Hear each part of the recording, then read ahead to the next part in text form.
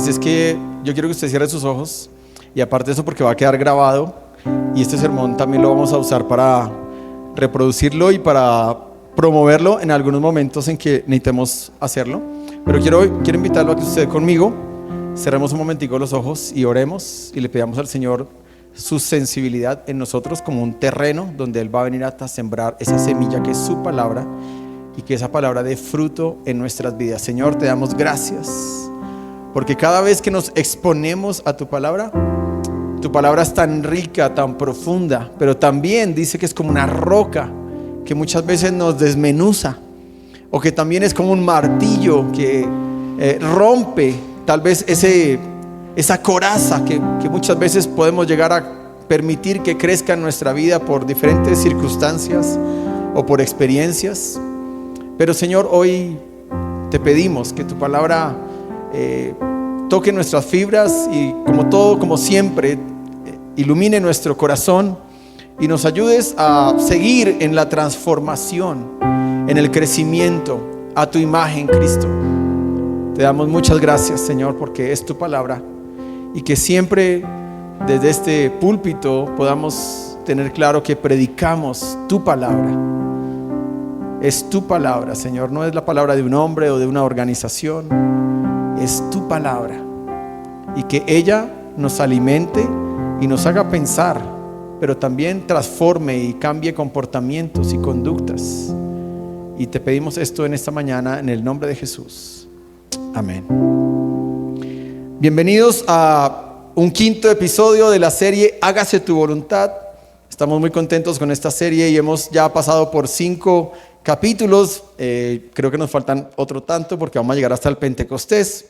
Y este capítulo de hoy se llama ¿Cómo resolver conflictos? Así es que ese es el tema del episodio de hoy. El domingo hace 15, el pastor Ignacio estuvo predicando sobre Lázaro. ¿Se acuerda? Sobre Lázaro, los que estuvieron o los que no estuvieron o los que leyeron. También saludamos a algunos que yo sé que están conectados ahí a través del internet. Y Lázaro fue un episodio fantástico porque es Jesús bajando hacia Jerusalén y parando en Betania, donde 3 grandes amigos, y ese día la palabra central que el pastor Ignacio dio es: tengamos fe, aunque nos cueste creer, aunque no veamos nada que está pasando, aunque veamos que el episodio está negro o la lluvia está sobre nuestra casa, tengamos fe, ¿ok? Hoy comenzamos esta serie con 98 días al Pentecostés y comenzamos en marzo 2.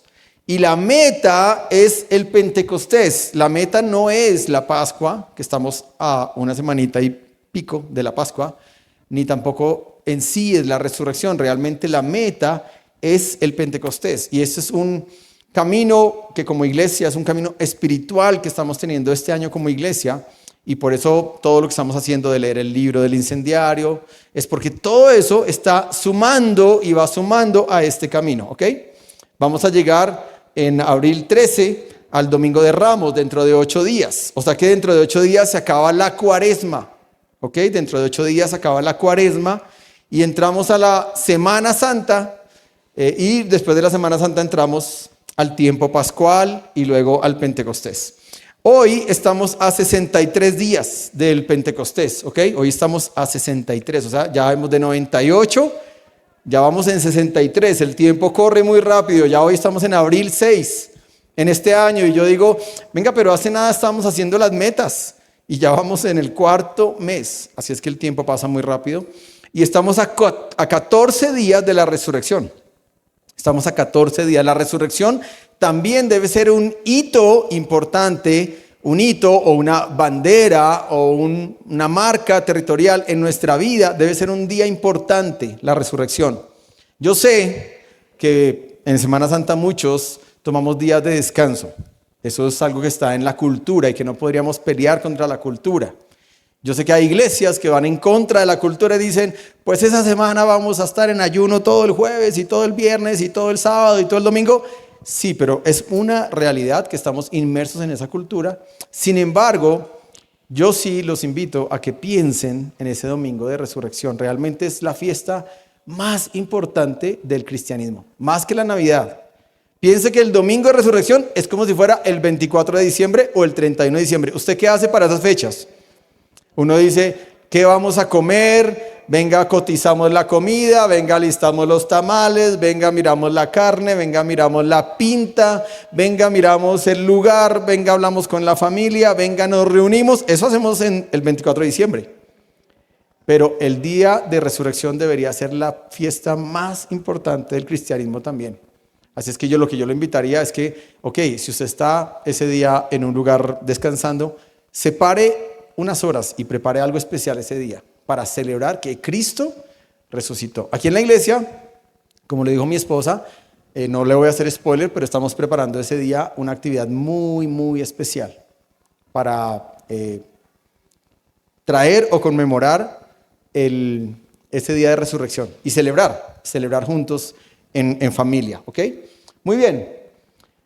Así es que vamos a entrarle al tema de hoy y recuerde, el tema de hoy es cómo resolver conflictos. Y ahí vamos. Así es que lo primero que debo decir es, ¿quiénes eran los 12 discípulos de Jesús? Y ya me va a entender por qué quiero explicar acá, ¿no? ¿Quiénes eran los 12?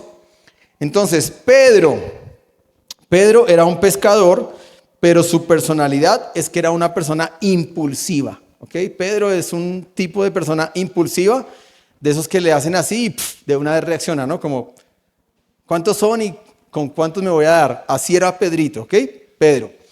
También está Andrés, y Andrés era hermano de Pedro, o sea, estos dos, Andrew, está en inglés, Andrew o Andrés era hermano de Pedro, y Andrés era todo lo contrario, era tranquilísimo. Imagínense esos hermanos, uno que le hacían así explotado y el otro todo tranquilo.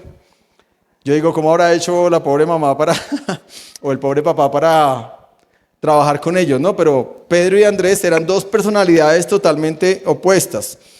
Luego viene Juan, y Juan era amoroso y era profundo en sus pensamientos. Para mí Juan es un discípulo que es jovencito y yo creo firmemente que Juan era el escriba del rabí.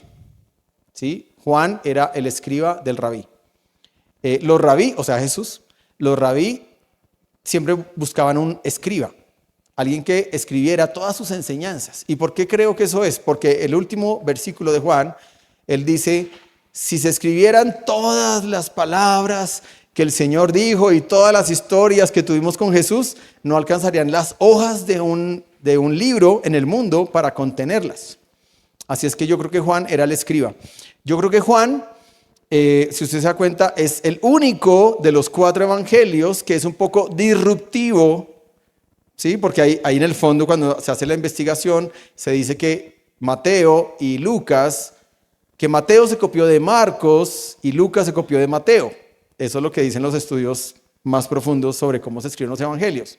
Pero no nos vamos a meter en ese terreno para hacerlo dudar a usted. Toda la escritura es inspirada por Dios, ¿ok? Pero Juan escribe muy diferente. Y cuando escribe es muy profundo. Así es que ese es Juan. También está el Big James. Big James, en inglés James, Santiago. Santiago el grande o el mayor. Y este Santiago era hermano de Juan. Y Jesús los apodó a ellos dos los hijos del trueno. Era apasionado y era intenso, ¿ok? Ese era el Big James. También está Mateo, ¿no? Y están los elegidos de Chosen, porque sé que muchos de ustedes les da más contexto que yo les ponga estas caras, porque como que se acuerdan, ya sé por qué es que era así. Este es Mateo, y Mateo, su forma de ser es que él es organizado. Su principal característica de su personalidad es que era organizado. Usted va a ver que Mateo en la serie es el tipo que está todo el tiempo con una libretica anotando y está siempre bien vestido. Los otros de pronto están así, pero este hombre está bien puesto. Es un hombre organizado, con un orden mental. Por eso dicen que muchos de los otros evangelios se copiaron de Mateo. Luego de Mateo está el Santiago el menor, que es el hijo de Alfeo, y Santiago era una personalidad silencioso, firme pero silencioso. No se menciona mucho él en los evangelios. Luego sigue Tadeo. Tadeo tampoco se escucha mucho, también le llamaban Judas de Santiago, Y se dice que su personalidad era alguien curioso, pero era alguien extremadamente leal. Esas personas que usted dice, no se siente mucho, pero está ahí siempre. Usted puede contar con él. Él le preguntó a Jesús por qué se revelaba solo a los discípulos y no como a todo el mundo, porque no hacía campaña política. Le hizo ese tipo de preguntas Tadeo. Después de Tadeo viene Tomás. Tomás en la serie nos desgarra el corazón a todos, ¿no? Porque es el que está bravo con el Señor, porque dejó que su prometida muriera o su esposa muriera, ¿verdad? Aunque eso es un poquito de cine, ¿no? No tenemos en la Biblia esas referencias. Pero Tomás era analítico y era muy realista. Por eso es que cuando Jesús aparece le dice, si quieres que yo crea, déjame ver que tú tienes los huequitos de las puntillas todavía ahí marcados, ¿no? O sea, Tomás era ese tipo de persona. Luego de Tomás viene Felipe, ¿verdad? Y Felipe era práctico, su personalidad era práctico, es decir, lo que funciona lo hacemos, lo que no funciona, chao. Y él le preguntó a Jesús cosas siempre muy lógicas. Él fue el que invitó a Natanael a conocer a Jesús. Ese fue Felipe. Luego viene Natanael. Natanael, también le decían Bartolomé. Y se dice que su personalidad era honesto, reflexivo, que Jesús lo elogió por su sinceridad cuando dijo, he aquí un verdadero israelita. Probablemente era muy estudioso, Natanael de las Escrituras. Está este otro, Simón el Celote, ¿no? Simón el Celote era, por decir hoy, ¿cómo podríamos llamarlo? Un guerrillero, o sea, un M-19. Bueno, y por allá no me voy a meter en política, pero era un guerrillero. Y Simón era un revolucionario y se dice que su personalidad era radical y era apasionado. Y uno diría, ¿pero eso está mal? No, no está mal. Hay gente que es apasionada. Yo soy apasionado con el tenis. No puedo jugar tanto ahora por temas físicos y temas a veces de tiempo, pero me encanta. Si tuviera más tiempo lo haría, apasionado. Y tenemos de última a Judas, ¿no? Judas, que hasta ahora lo que nos ha mostrado un poquito la serie es que Judas es un tipo súper chévere, súper cercano a Jesús, súper como de confianza, pero dice que su personalidad es que era muy ambicioso en los negocios, era muy financiero, él era el tesorero de todo el ministerio de Jesús, era Judas. Ahora, ¿por qué digo esto? Imagínense Jesús con estos 12 hombres, más algunas mujeres, caminando 3 años y teniendo una cantidad de vivencias. ¿Qué cree que sucede? Una cantidad de conflictos. Una cantidad de conflictos. Yo no me imagino cómo iba a estar Mateo, que era un cobrador de impuestos para Roma, sentado al lado de un celote, que era un guerrillero. Yo digo, ¿cómo hacían? O lo mismo, usted se da cuenta que en la serie, Pedro también tiene sus problemas o sus rayes bien marcados con Mateo y dice, no, Pedrito y Mateo no lo quiero ni ver en la esquina. Entonces, esto es para decir que siempre va a ser inevitable el conflicto. Y pongo el modelo de Jesús para decir que siempre nosotros como seres humanos vamos a tener conflictos. Vamos a tener conflictos en la casa, vamos a tener conflictos en el matrimonio. Podría decir, levanten la mano los que llevan 7 días sin tener un conflicto matrimonial. Y de pronto no muchos. A los solteros dicen, sí, yo, bienvenidos, bienaventurados los solteros. Así le decía yo a mi hermano Diego hasta antes de enero 19 de este año. Porque era bienaventurados los solteros que no tienen hijos y podéis jugar tenis los lunes, los miércoles, los viernes, los sábados, los domingos, ir a torneos, los festivos y estar desde la mañana hasta la noche. Pero después de enero 19 ya le dije, papito, bienaventurados los que son casados y los que piden permiso.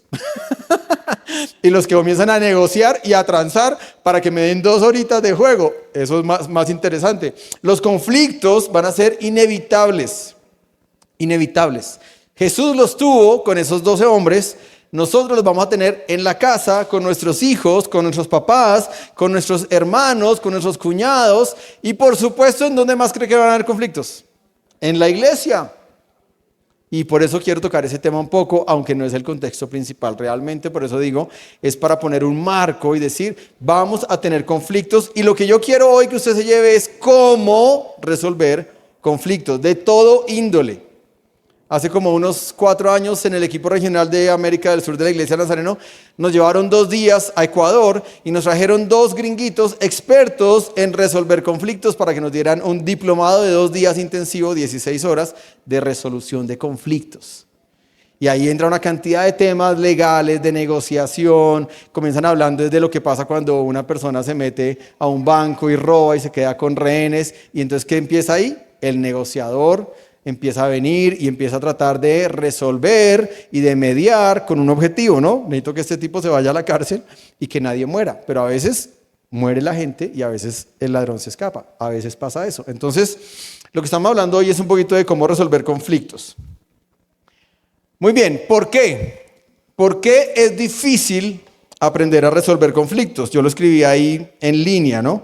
¿Por qué es difícil? O sea, ¿por qué nos va a costar? Lo primero es porque tenemos falta de habilidades emocionales. Eso se llama que somos brutos emocionalmente. Es decir, la inteligencia emocional, ¿dónde comienza uno a crecer en la inteligencia emocional? ¿Sabe dónde? Cuando somos chiquitos y estamos con los papás. Por eso los papás son tan claves en que al niño le empiecen a enseñar inteligencia emocional. Lo que pasa es que los papás muchas veces somos los más brutos, ¿verdad? Y entonces, no sé, mi hijo de 7 años me sacó la rabia y yo fui bruto emocional, lo que hice fue que cogí una chancleta y se la disparé, ¿no? ¡Fra! Listo, ya, resuelto el problema. ¿Cómo cree que ese niño va a crecer? Diciendo, bueno, la forma de resolver problemas es, si a mí me dispara alguien, yo cojo el zapato y le tiro su mamonazo. Entonces, ¿qué toca hacer? Aprender inteligencia emocional. Eso es lo primero de por qué nos cuesta. Nos cuesta porque no nos enseñaron o no hemos aprendido a comunicar los sentimientos con claridad. No hemos dicho, oye, esto me molestó. No, prefiero no decirlo. ¿Verdad? Ojo cuando en los matrimonios la esposa dice, ¿estás brava? No. Y uno dice, no, ya. ¿Te pasa algo? Que no. Y ahí ya le está diciendo, por supuesto que sí. Lo que pasa es que no le está sabiendo decir cuál es el sentimiento que está en su corazón en ese momento, ¿verdad? También estamos en falta de habilidades emocionales porque no aprendemos a escuchar sin interrumpir. Ojo cuando en la casa estamos hablando, vuelvo a hablar al tema del hogar, y todos comenzamos en la mesa a hablar y nadie pone orden. Ahí toca empezar a decir, espera un momento, la mamá está hablando, vamos a callarnos, vamos a escuchar a la mamá. Entonces la mamá se desahoga. Ok, ahora va el niño. Mis hijos cuando los recogemos del colegio a la 1:40 los lunes, ellos saben que es family time. Entonces ellos nos piden que hagamos una condición. Todos los lunes nos toca llevarles una bebida helada a esa hora. Entonces les compramos una botellita de agüita de manzana, lo que quieran, se la ponemos a helar. Ellos se suben al carro, tiran las maletas y lo primero que dice Santi es, ¿lo trajiste? Y yo, sí, ahí está tu agüita. Y ellos se suben al carro y ese día comienzan a hablar al tiempo. Sofi nos empieza, no, que es que una niña hoy, Juanjo no, pues es que un niño, el otro me pega un balonazo. Entonces nos toca decir, hey, espere, vamos a escuchar a Sofi. Sofi, cuéntanos cómo te fue hoy. Listo. Ahora Juanjo, y cuando Juanjo está, Sofi empieza, no, pero es que a mí se me olvidó contar. Espera, Sofi. Entonces, eso es de lo que estoy hablando, de aprender a escuchar sin interrumpir ni juzgar. Y lo tercero, en este punto, 1, es manejar el enojo o la frustración sin explotar o sin cerrarme. Si alguien me está diciendo algo, yo tengo 2 caminos. O exploto o entonces me cierro. ¿Sí? Como que yo veo que mi esposa hace así y yo por dentro estoy, no sé, no estoy escuchando, estoy fingiendo demencia, todo me resbala, lo que esa persona me está diciendo no me interesa. O puedo explotar y decir, pues tampoco estoy de acuerdo. Pero ese es el problema, que no tenemos esa habilidad emocional. Lo segundo es por miedo al conflicto. Y cuando tenemos miedo al conflicto es cuando decimos que somos alérgicos a confrontar. Porque no, qué pereza tener problemas con alguien. Entonces, para no tener problemas con alguien, yo mejor me hago el loco del conflicto. ¿Sí? Pero el problema de hacerse el loco del conflicto es que ese conflicto, si no se resuelve, va a traer después más daño. ¿Sí? Lo vamos a ver un poquito más adelante. Lo tercero, por orgullo o por falta de humildad, porque resolver un conflicto sí que sí va a pedir de nosotros humildad. Lo primero es estar dispuesto a sentarme en una mesa para decir, ok, yo fallé en esto. ¿Sí? Entonces, a veces eso como que No, yo no soy capaz de hacer eso. ¿Sí? El orgullo dice, yo tengo la razón, él o ella es la que debe venir a mí. Entonces, cuando uno lastima a alguien, o uno es lastimado más bien, uno dice, yo no fui el que herí, que venga ella. Y si pasan 3 días, ¿qué pasa?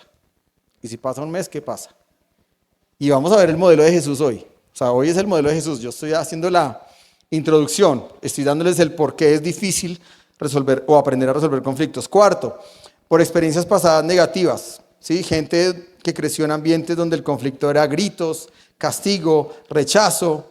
Entonces, por trauma o por miedo al trauma, lo aprendió a que lo mejor es, no, usted mejor no diga nada. Así usted tenga la razón, usted esté sintiendo, no diga nada. ¿Ok? Quinto, no se busca la raíz del problema.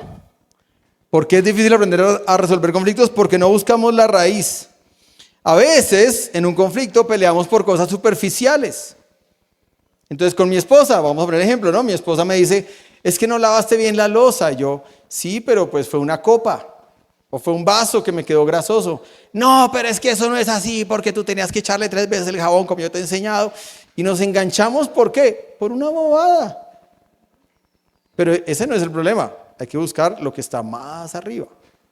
Más arriba debe haber algo que ella está explotando por algo, ¿no? Eso en psicología se llaman los disparadores, ¿sí? O los triggers en inglés.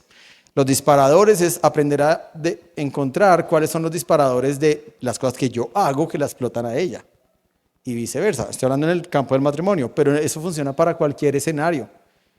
Mi hija Sofía tiene una forma de ser. Yo ya sé ya estoy aprendiendo cuáles son sus disparadores. Entonces, ella muchas veces, estoy hablándole y yo le comienzo a subir el tono. Ella también lo sube, entonces yo lo subo más. Y después ella hace una estrategia que me mata. Me dice, pero no tienes por qué gritarme. Podemos hablar civilizadamente. Me lo dice en ese tono y yo, pero es que me llevaste hasta allá. Yo te llevé hasta allá. Son muy pilos chinos hoy, pero esos son los disparadores, ¿ok? El sexto, y ahí es donde nos vamos a ir, porque no se sigue el modelo de Jesús. ¿Listo? Lo que vamos a aprender hoy es el modelo de Jesús para resolver los conflictos. ¿Listo? Y para eso vamos a ir juntos, vamos a buscar en la palabra de Dios, vamos a leer a Mateo 18, 15 al 17. Usted puede leerlo en cualquier versión. Yo la tengo en TLA, la primera parte, y la segunda parte la tengo en PDT. Mateo 18 del 15 al 17, ¿listo? Búsquelo y lo lee conmigo.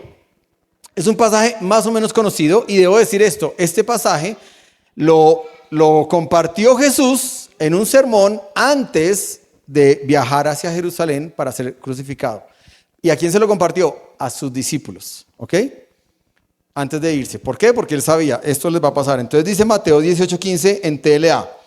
Si uno de mis seguidores te hace algo malo, habla con él a solas para que reconozca su falta. Si te hace caso, lo habrás ganado de nuevo. Si no te hace caso, llama a 1 o 2 seguidores míos para que te sirvan de testigos. La Biblia enseña que toda acusación debe hacerse frente a 2 o más testigos. Y si aquel no les hace caso, infórmalo a la iglesia. Y si tampoco quiere hacerle caso a la iglesia, tendrás que tratarlo como a los que no creen en Dios o como a uno de los que cobran impuestos para el gobierno de Roma. Listo, ahora baje un poquito más hasta el versículo 21 y vamos a seguir leyendo. El versículo 21 dice así: entonces Pedro, el más impulsivo de todos, ¿no? Entonces Pedro se acercó a Jesús y le preguntó: Señor, si un miembro de la iglesia me hace algo malo, ¿cuántas veces debo perdonarle? ¿Solo 7 veces? Jesús le contestó: no basta con perdonar al hermano solo 7 veces. Hay que perdonarlo una y otra vez, es decir, siempre. Lo estoy leyendo en versión PDT. En otras versiones dice 70 veces 7. En otras dice 77 veces. Pero tranquilos que la interpretación viene en unos minutos. Sigue el versículo 23. En el reino de Dios sucede algo parecido a lo que cierta vez sucedió en un país. El rey mandó llamar a sus empleados para que le informaran cómo andaban sus negocios y para que le pagaran todo lo que le debían. Cuando comenzó a sacar cuentas, le llevaron un empleado que le debía 60 millones de monedas de plata. Como el empleado no tenía dinero para pagar, el rey ordenó que lo vendieran como esclavo junto con su esposa y sus hijos y que vendieran también todo lo que tenía. Así con el dinero de esa venta la deuda quedaría pagada. Pero el empleado se arrodilló delante del rey y le suplicó: Señor, deme usted un poco más de tiempo y le pagaré todo lo que le debo. El rey sintió compasión de su empleado y le dijo: vete tranquilo, te perdono todo lo que me debes. Al salir del palacio del rey, ese empleado se encontró con un compañero que le debía 100 monedas de plata. ¿Cuánto debía el primero? 60 millones. ¿Cuánto le debía el otro? 100. Lo agarró por el cuello y le dijo: págame ahora mismo lo que me debes. El compañero se arrodilló delante de él y le suplicó: dame un poco más de tiempo y te lo pagaré todo. Pero aquel empleado no quiso darle tiempo y mandó que metieran a su compañero en la cárcel hasta que pagara el dinero que le debía. Los otros compañeros, al ver lo que había pasado, se molestaron mucho y fueron a contárselo al rey. Entonces el rey mandó llamar a aquel empleado y le dijo: qué malvado eres, te perdoné todo lo que me debías porque me lo suplicaste. ¿Por qué no tuviste compasión de tu compañero así como yo la tuve de ti? El rey se puso furioso y ordenó que castigaran a ese empleado hasta que pagara todo lo que le debía. Jesús terminó diciendo: lo mismo hará Dios mi Padre con cada uno de ustedes si no perdonan sinceramente a su hermano. Repitamos el versículo 35 todos, porfa. Jesús terminó diciendo: lo mismo hará Dios mi Padre con cada uno de ustedes si no perdonan sinceramente a su hermano. Si usted se lleva ese versículo en su corazón y sabe lo que Dios le está diciendo, yo ya cumplí mi trabajo hoy. Pero vamos a hacer el estudio, ¿no? Vamos a hacer el estudio. Muy bien. Entonces, el proceso bíblico. ¿Cuál es el proceso bíblico? El modelo de Jesús en la resolución de conflicto es muy sencillo. Haga así. Son 4 pasos. ¿Listo? Son 4 pasos. Ahora haga así. Si usted logra, ojo a lo que voy a decir, va a quedar grabado, ¿no? Si usted logra resolver los conflictos en el primer paso, usted es un sensei. Hay 4 pasos, ¿ok? Pero si usted logra resolver los conflictos en el primer paso, usted es un sensei. Lo que yo le pido a Dios hoy es que usted se lleve con claridad la forma de cómo es que yo resuelvo los problemas en el primer paso, ¿ok? Listo. Primer paso, es muy sencillo. Yo solamente puse el versículo porque dije: ¿para qué voy a predicar si el versículo está muy claro? El versículo dice: lo primero que hay que hacer es que si uno de mis seguidores, vamos a desmenuzar ese versículo, ¿no? Podríamos predicar media hora de cada palabra. ¿Quién ofendió?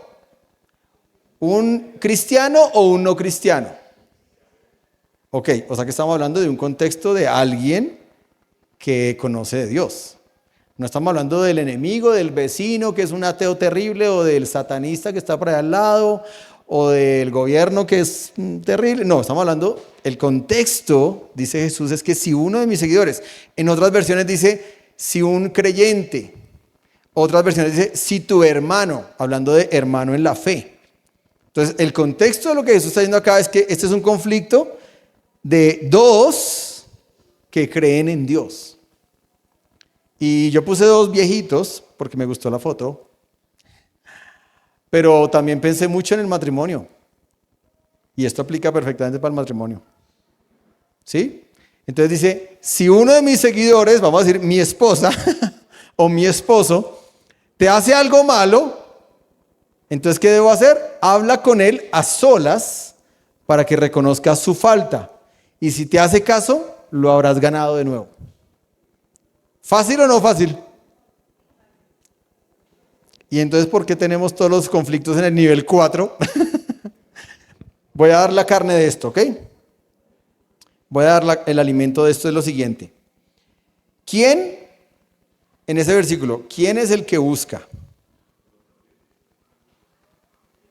¿El que ofendió o el ofendido?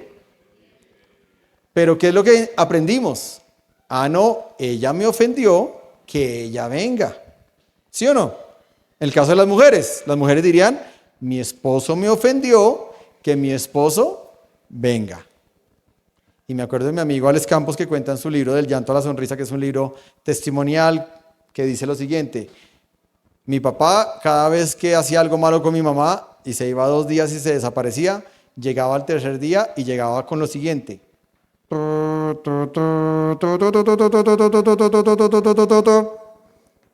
mariachis y un pollo asado. Y esa era la forma en que el papá de Alex, Edgar Campos, le pedía perdón a doña Mercedes Mora. Entonces, ojo, porque lo que dice es, si uno, el que busca es el ofendido. Y eso es difícil. Ahí ya con eso nos cambia todo y nos cuesta muchísimo pensar en eso. O sea, yo soy el que me estoy sintiendo mal porque a mí yo sentí que me ofendieron. Entonces yo soy el que debo propiciar la conversación, no debo es alejarme, ¿ok? Bueno, entonces vamos con eso. Sin embargo, Jesús también dice que el hermano ofendido puede tener que buscar a la otra persona para darle el beneficio de la duda, que ese es otro de los pedacitos importantes en este paso, y es que siempre que yo me siento a hablar con alguien, vamos a hablar de mi esposa, vamos a hablar de un hijo, vamos a hablar de un amigo o de un miembro de la iglesia con el que tuve un conflicto, siempre me tengo que sentar con el beneficio de la duda. Es decir, mira, te quiero contar esto, yo me sentí ofendido, y la persona puede dar su versión, y tal vez después de que me da la versión yo digo, yo me lo inventé. O sea, yo percibí mal o yo entendí mal, ¿no? ¿Por qué? Porque esa persona me contó su lado. Pero realmente acá también lo que está diciendo Jesús, en otras palabras, es, oiga, si usted se siente ofendido, no deje que eso se convierta en un veneno por dentro. Porque eso que usted está ahí, si usted no lo saca y si usted no lo limpia, ese veneno le va a llevar por un camino pésimamente malo. Entonces lo que está diciendo Jesús es, no se guarde ese veneno, sáquelo, ¿no? Obviamente para sacarlo hay que decir lo siguiente, que acá nos dice, habla con él a solas. ¿Qué quiere decir ese pedacito? Mi esposa me ofendió y apenas me ofendió, yo salí corriendo a donde mi amigo o donde la amiga de mi esposa a decirle, te quiero contar que mi esposa acabó de hacer esto, hizo esto, hizo esto. ¿Eso es lo que dice la Biblia? ¿Qué dice la Biblia? Que eso no se lo debo contar a nadie. Que cuando yo tengo algo que me duele de alguien, no se lo debo decir a nadie. ¿Por qué creen que dice Jesús eso? Porque por allá en Hebreos, creo que es el capítulo 15, el versículo 12, dice que cuiden su corazón para que no crezca una raíz de resentimiento o de amargura, hasta ahí voy en mí, pero después dice esto, que pueda contaminar a otros.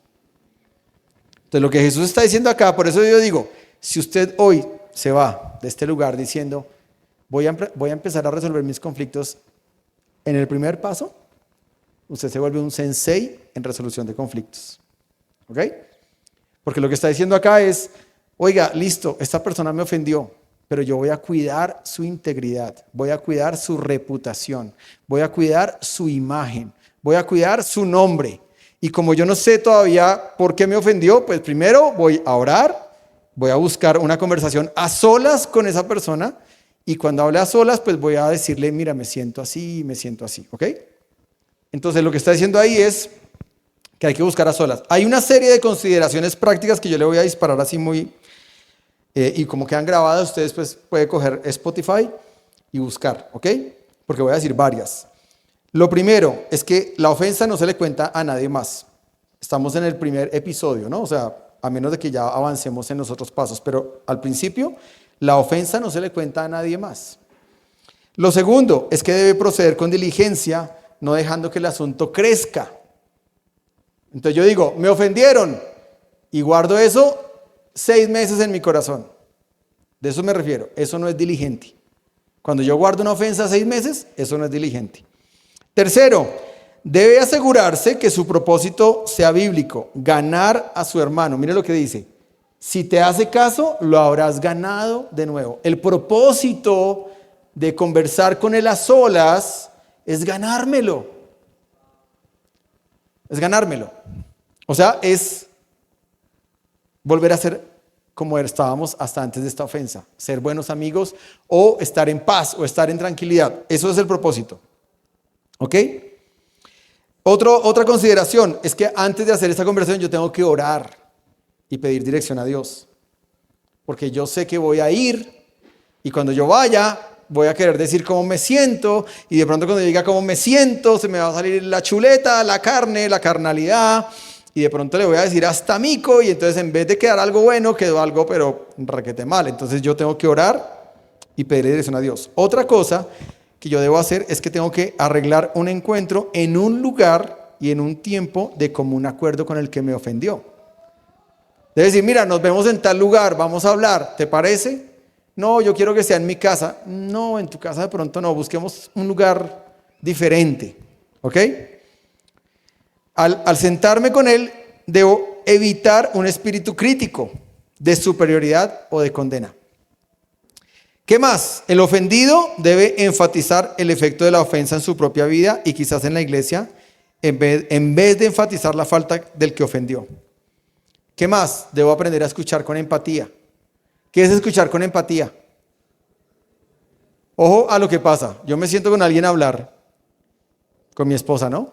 Y ya sé que es una conversación difícil. Porque, no sé, vamos a hablar de un problema que pasó hace 3 días, entonces vamos a ponerlo sobre la mesa. Apenas yo le cuento, ella comienza a hablar, ¿no? Y cuando ella está hablando, mi actitud puede ser esta. Venga, ¿cómo me defiendo? ¿Cómo le salgo adelante a esta vieja? ¿Cómo le canto, cómo le traigo cosas del pasado para que ella se quede ahí arruinada porque no me va a poder decir nada con lo que yo le estoy lanzando? Entonces, de eso es lo que estoy hablando, de que el espíritu es escuchar con empatía, es te estoy escuchando, no estoy pensando cómo me voy a defender, estoy solamente escuchándote activamente. ¿Ok? Listo. Otra es que se debe hablar con respeto y no con acusación. Y buscar soluciones y no culpables. ¿Listo? Entonces, el ideal de este paso es muy sencillo. Es poderme sentar con la persona, poder hablar con inteligencia emocional y buscar la solución. Y ahí se acaba el tema. Sea lo que sea la falta que sea. Voy a hablar de faltas duras, ¿no? Obviamente pecado es pecado, pero voy a hablar de faltas duras. Una esposa que le es infiel a un esposo. ¿Cómo aplicaría eso? Tal cual. La esposa viene, busca un tiempo a solas, habla con el esposo, reconoce su falta, pide perdón. Y por eso leí los otros versículos, ¿no? Porque Pedrito fue súper astuto. Listo, le voy a perdonar 7, ¿no? Y Jesús le salió adelante. Le dijo 70 veces 7, pero lo que significa es siempre, siempre. O sea, en Lucas, que está este mismo pasaje más resumido, dice, si tu hermano peca contra ti, pero viene y te pide perdón, siempre perdónalo. Siempre, o sea, siempre, siempre. Entonces, volviendo al ejemplo de la esposa que viene, cuenta. ¿A quién le cuenta? Al esposo. ¿A quién más? A nadie más. Y el tema queda ahí. Punto. Se perdonó, se resolvió, se sepultó y se acabó el tema. Por eso puse un caso así, ¿no? Pero pues obviamente hay diferentes casos en la gama, ¿no? De todos los colores, grises, grisecitos, grises oscuros, grises tirando a negro, negros, horribles, asquerosos, sí, todos esos temas hay. Pero cualquiera, la Biblia dice, no importa la falta, si tu hermano te pide perdón y se arrepiente, perdónalo siempre. O sea, ahí Jesús nos dejó a todos así como, porque el ser humano, de lo más difícil que tiene un ser humano, es aprender a perdonar de corazón. Uno perdona por obligación, uno perdona por conveniencia, uno perdona por política, uno perdona porque los hijos están en el medio, uno perdona por muchas cosas. Pero Jesús dijo, perdona siempre. Por eso digo, si hoy nos vamos con esta capacidad de Dios de aprender a quedarnos en el episodio 1 y ahí se acaba todo, nos volveríamos unos senseis en resolver conflictos, porque los conflictos terminan ahí, punto. Nadie más tiene que enterarse, nadie más tiene que saber, nadie más tiene que tomar cartas en el asunto. Jesús dijo, hasta ahí, todo bien, ¿no? Todo bien. Ahora, en el versículo 35 que se lo hice repetir, dice, lo mismo hará Dios mi Padre con cada uno de ustedes si no perdonan sinceramente a su hermano. ¿Y cuál era la historia, no? La historia era de alguien que debía mucha plata y el rey lo perdona. Pero después esa persona tiene que ir y perdonar. Eso se llama, en teología, gracia vertical y gracia horizontal. Yo recibo la gracia de Dios en mi vida. Dios me perdonó, yo no hice nada.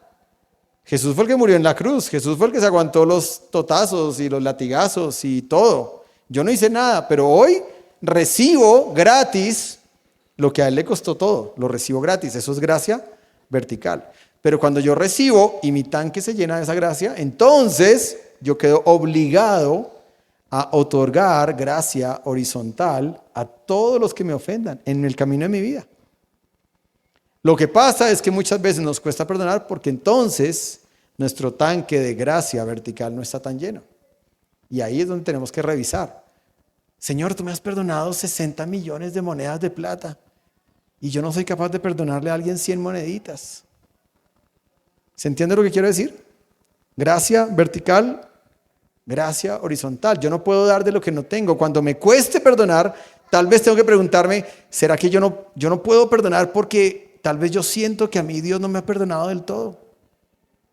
Me siento culpable o siento que esa gracia vertical no fue suficiente, que yo tuve que hacer muchas cosas para ganarme el perdón de Dios. Y ahí cuando uno desmenuza esa verdad en su vida, entonces uno aprende a soltar a otros. No arrancar las páginas del cuaderno diariamente. Lo duro de esa historia es que dice que al hombre le iban a vender la esposa y los hijos y a él como esclavo iban a vender todas las cosas. Y cuando yo leí eso, me cuesta mucho no pensar en Juanjo y en Sofi y en Santi y decir, uy no, qué duro que por una mala decisión mía, que tuve una deuda acá, mis hijos vayan a ser vendidos. Me puse a pensar en mis momentos con Dios. Me fui un rato a pensar, ¿cómo crecerían mis hijos chiquitos siendo vendidos como esclavos, diciendo, nos tocó ser esclavos porque mi papá no pudo pagar una deuda? ¿Eso qué quiere decir en el terreno espiritual? Que muchas veces mi falta de perdonar o de recibir el perdón de Dios va a hacer que mi familia sea afectada. Y lo que pasa es que como él no quiso perdonar las 100 moneditas, dice, traigan a su esposa, traigan a sus hijos y véndalos como esclavos. O sea, lo terrible fue que el final de la historia fue desastrosa. Pero ahí le voy a dejar esto que es un poco disruptivo. El perdón de Dios se puede perder. Versículo 35 lo dice clarito, ¿no? Jesús dijo, lo mismo hará Dios mi Padre con cada uno de ustedes si no perdonan sinceramente a su hermano. Cuando dice que lo mismo hará el Dios Padre, ¿qué es lo que está diciendo Jesús? Que mi perdón va a ser interrumpido debido a que yo no puedo perdonar a alguien.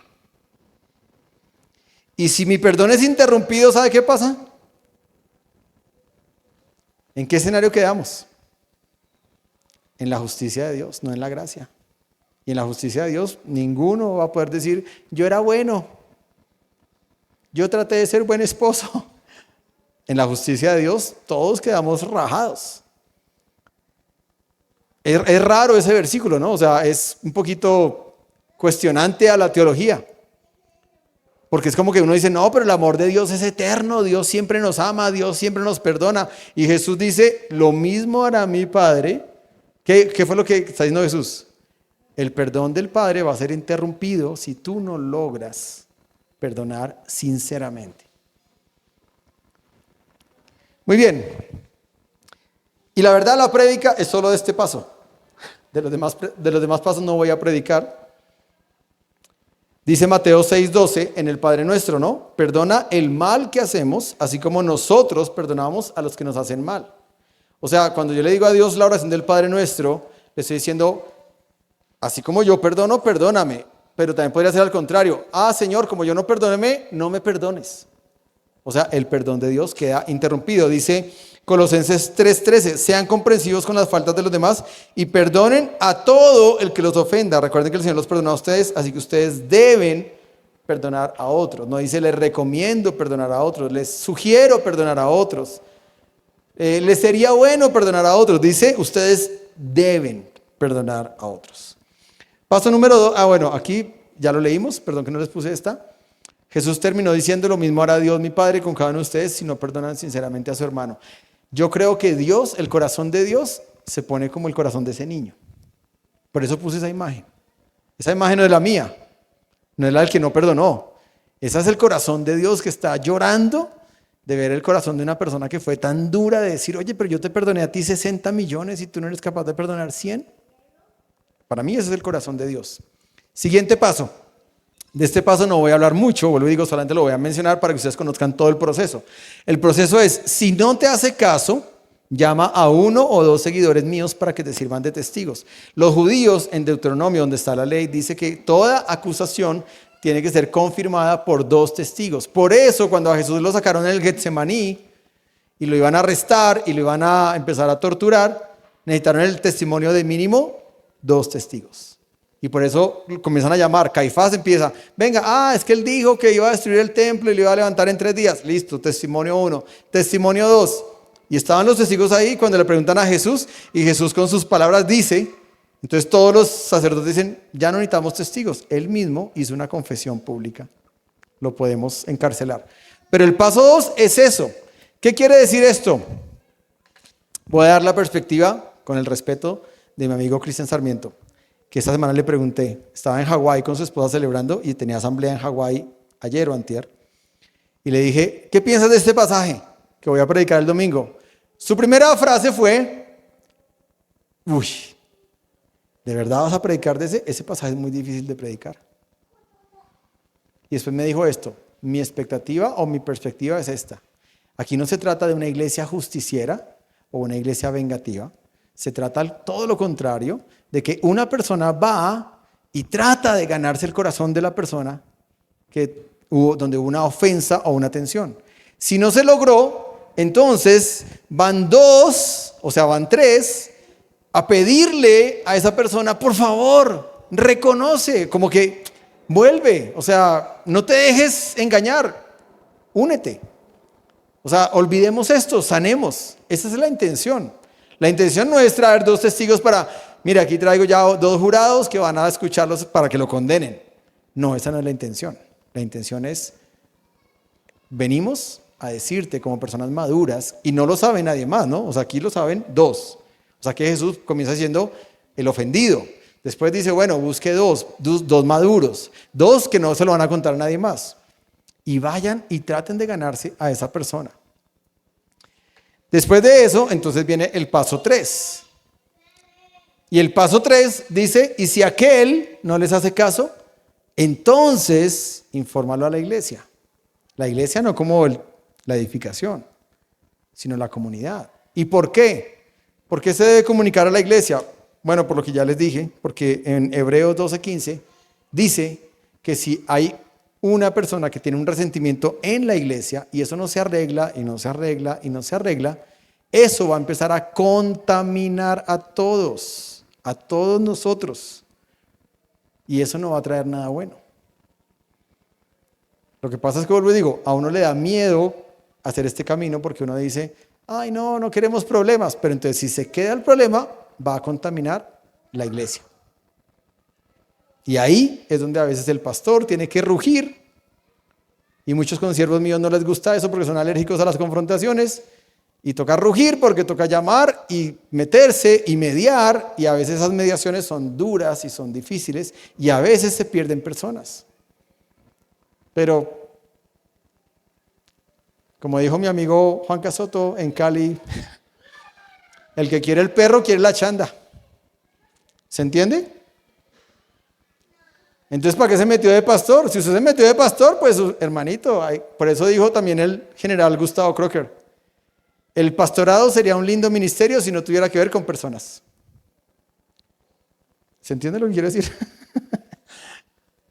Los seres humanos somos altamente complejos, pero si nos metimos a esto con mi esposa, le pedimos a Dios todas las semanas, danos la capacidad de ser amorosos, de ser tiernos, pero también de ser sabios y saber cómo se maneja eso y cómo se organiza y qué hago acá en este caso y hasta dónde y cómo. Pero la verdad es un tema importante.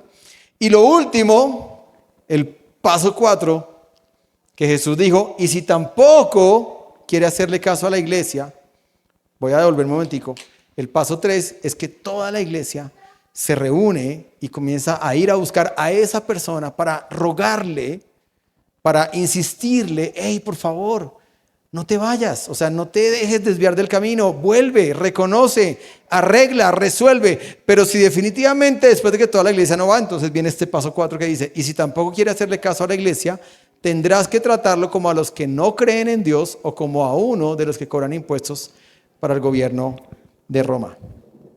Entonces, de nuevo, haga así, ya que vamos a terminar. Son 4 pasos. ¿Tendríamos que llegar hasta este cuarto paso? No. ¿Tendríamos que llegar al tercer paso? Tampoco. Ni siquiera deberíamos llegar a este paso de los 2. Pero ¿por qué puede que eso pase? ¿De qué va a depender? Ya me acordé que eso yo lo escribí. ¿De qué va a depender? Le voy a decir de qué va a depender. 1. De la madurez espiritual. 1. ¿De qué va a depender? ¿De qué va a depender de que una persona se quede en el paso 1? O sea, ahí.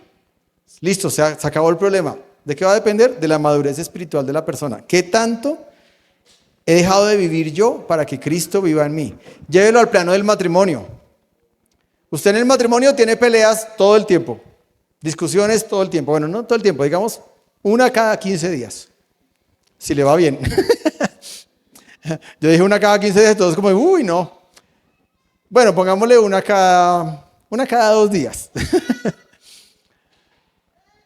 ¿Usted se divorcia con su esposa porque tuvo una pelea cada 2 días? No. ¿Usted qué hace? O con su esposo. Usted, ahí sí como dicen por ahí, apriete nalga. O sea, uno resiste, uno aguanta. Uno se queda ahí, uno no es porque, ay, tuvimos una pelea, divorcio. El divorcio no es porque tuvimos una pelea de que yo lavé la loza mal. Entonces la pregunta es, si yo saco esto del plano del matrimonio y lo traigo a la comunidad, yo no debería divorciarme de nadie por una pelea. Debería resolverla. Entonces, ¿de qué depende? Número 1, de la madurez espiritual. ¿Qué tanto Cristo vive en mí? Y voy a decir esto para los matrimonios también, perdón que de una vez lo hable, pero lo reitero. La mejor terapia matrimonial, el mejor curso de parejas que se ha inventado en el mundo, ¿sabe cuál es? Que cada uno crezca a la imagen de Cristo. Si yo me aseguro de que José Luis está creciendo todos los días a la imagen de Cristo y que Paola está creciendo a la imagen de Cristo, entonces yo, José Luis, jamás pelearía con mi Señor. Y Paola no pelearía con su Señor, porque yo vería a Paola en Jesús y ella vería a Jesús en mí. ¿Se entiende? O sea, la madurez espiritual es eso. ¿A qué le apuntamos en el proceso de formación de la iglesia? A que ustedes todos nos volvamos maduros. Y entonces el matrimonio anda solo. El matrimonio anda solo. No necesitaríamos terapia o curso o consejería a menos de que no seamos capaces de resolver los problemas en el primer paso. Lo segundo, ¿de qué depende? Depende del nivel de gracia que hay en el corazón. Ya lo expliqué, la gracia horizontal y la gracia, depende del nivel. Si yo no tengo mucha gracia, no voy a poder dar gracia. Y entonces si yo no tengo gracia, voy a tratar a mi esposa o a la otra persona con justicia. Justicia, el artículo tal dice esto, el decreto tal dice esto, la norma dice esto. Usted no lo hizo, entonces castigado, penalizado, comparendo. Y me la voy a pasar poniéndole comparendos a todo el mundo en mi vida. Porque usted no hizo esto, porque usted no hizo lo otro. El nivel de gracia es, sí, me ofendiste, pero te perdono. Sí, me dolió, pero te perdono. Y lo arranco la hoja del cuaderno, ya, se fue. Ese sería el nivel de gracia. Lo tercero, de la disposición a otorgar perdón y a recibir perdón. La disposición de otorgar perdón y de recibir perdón. Ábreme ahí el canal, gracias mi querido Edwin. Mire esta imagen, mire este corto video. Muy bien, antes de salir cierre sus ojitos ahí un momentico, piense. Pedimos tu presencia, Señor, gracias por tu palabra. Ayúdanos a ponerla en práctica, Señor. Ayúdanos a poder cada día vivir con tus principios, Señor. Y ayúdanos a resolver cualquier conflicto, Señor, con el modelo que tú nos dejaste, Señor. Siempre pensando en tu amor, en tu gracia. Siempre pensando en el prójimo. Siempre pensando en que tú quieres que crezcamos a tu medida cada día, Señor. Permítenos y danos esa capacidad, Señor, que no está en nuestras manos, no está en nuestro corazón, no está tal vez en nuestra naturaleza, pero tú sí puedes poner esa capacidad, esa disposición. Te pedimos, Señor, tu gracia y pedimos que durante estos días nos hagas reflexionar y meditar y podamos poner en práctica lo que tú estés pidiendo a cada uno de nosotros en las diferentes esferas de nuestra vida, relaciones con otros, en casa, Señor, con la persona que vivimos, con nuestros hijos. Danos esa capacidad, Señor, de poder siempre resolver los conflictos y no dejar que tomen fuerza, sino al contrario, que podamos resolver y sanar. Te damos gracias y salimos hoy con el gozo de tu presencia, con el desafío de tu palabra y de ponerla en práctica, en el nombre de Jesús. Amén. Amén. Dios les bendiga, queridos. Salimos a tomar cafecito y a poner en práctica esta enseñanza de hoy. Dios los bendiga a todos.